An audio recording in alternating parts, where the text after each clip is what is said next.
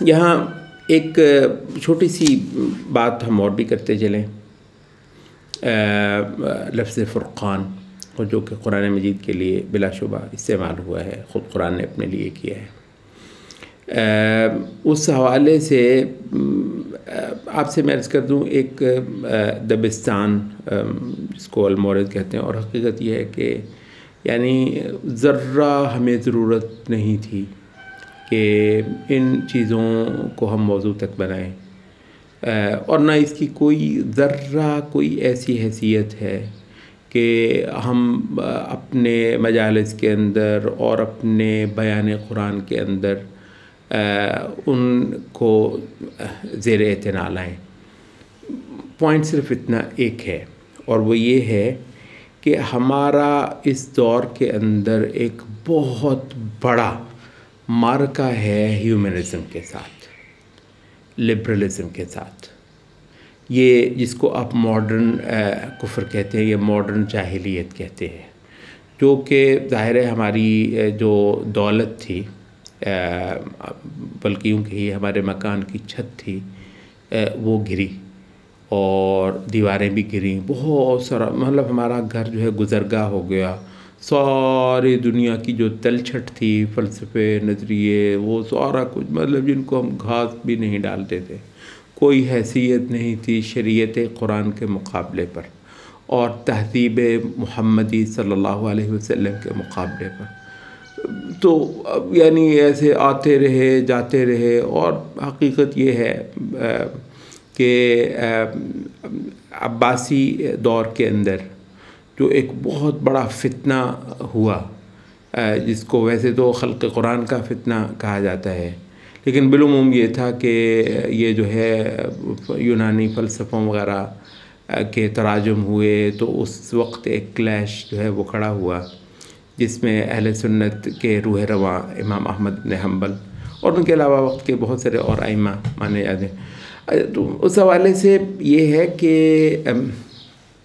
یہ ماننا کہ ایک بہت بڑا تنازع اٹھا، ایک بہت بڑا کلیش اٹھا، لیکن حق یہ ہے کہ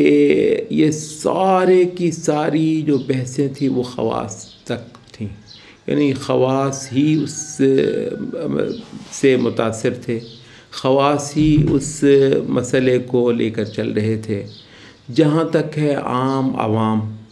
امت کے مجاہدین، ان کو کوئی فرق نہیں پڑتا تھا، وہ اپنے کام میں مگن تھے. امت کے جو عام صالحین ہیں ان کو کچھ سروکار نہیں تھا کہ معتزلہ کیا کہتے ہیں اور کیا نہیں کہتے اور کیا ان کا پوائنٹ ہے، مطلب اس کی نوبت نہیں آئی تھی. امت کے جو عام عوام ہیں ان کو بھی کچھ فرق نہیں پڑتا تھا، اور وہ سارے کے سارے ائمہ سنتی کے پیچھے کھڑے تھے، باوجود کہ خلیفہ جو ہیں وہ اپنے تمام قوتوں و اختیارات کے ساتھ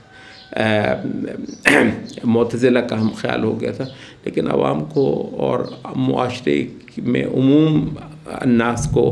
کوئی خاص فرق نہیں پڑا تھا. اب وجہ یہ ہے کہ ہماری تہذیب جو ہے اپنی پوری قوت کے ساتھ قائم تھی. تو ہم یہ کہتے ہیں کہ یہ جو ہے نا، یہ جو ماڈرن کفر، فلسفے، نظریات، یہ اس کی بڑی اصل یہ ہے کہ ہمارا مکان ڈھہ گیا، جس کا نام ہماری خلافت تھا، ہماری دولت تھا، ہماری سلطنت تھی، ہماری اجتماعیت تھی، ہماری وحدت تھی. اچھا اس کے بعد وہ جو ہے نا، وہ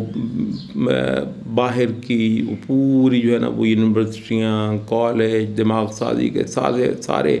فرم میں وہ گورا جو ہے پورے کے پورے اٹھا لایا، اور 200 سال سے یہاں بیٹھ کر اپنی ساری کچھ جو ہے نا وہ چیزیں ہم کو پلا رہا ہے. جس کے بعد جو ہے نا وہ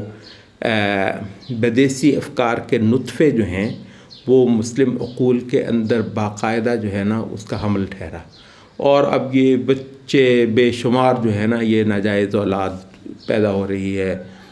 کیونکہ وہ جو تلقیح ہوئی ہے، وہ جو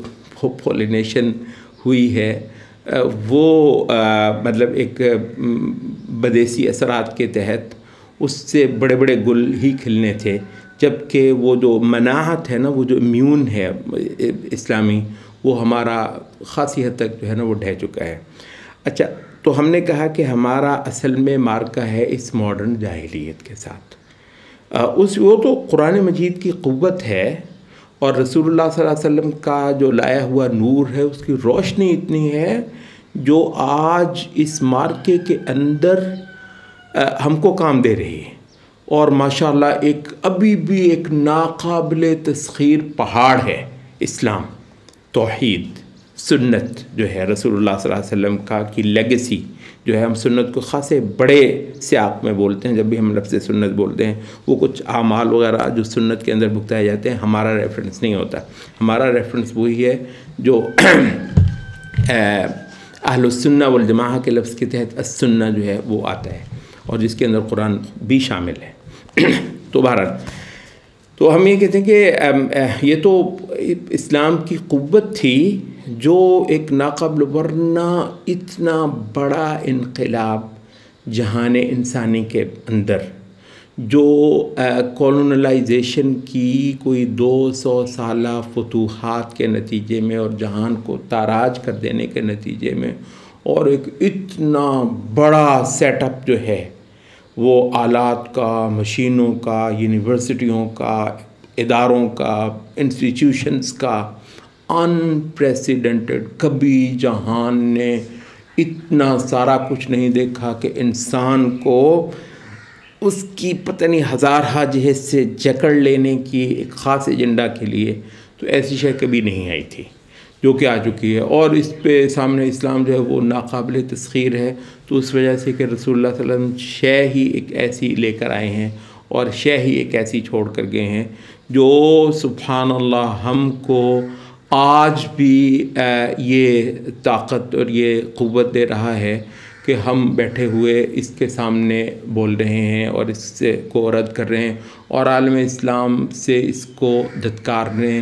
اور باہر کرنے کے لیے جو ہے نا وہ کوششیں، تحریکیں، جد و جہد وغیرہ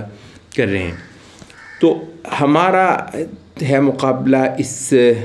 کے ساتھ، اس جدید جاہلیت کے ساتھ، اچھا اس ماڈرن کفر کے ساتھ.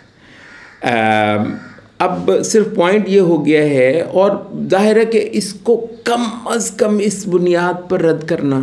اس کو ذرا نوٹ کر لیجئے ہماری اس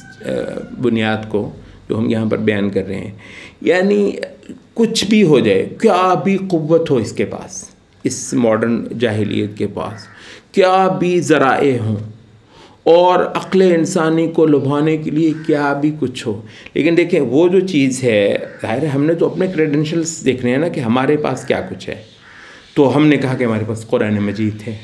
ہم نے کہا کہ ہمارے پاس 1400 سال کا ایک تسلسل ہے، اور ایسا ایک تسلسل ہے نا اس امت کو جو نصیب ہوا ہے، علمی، تہذیبی، ثقافتی، روحانی، ہر حوالے سے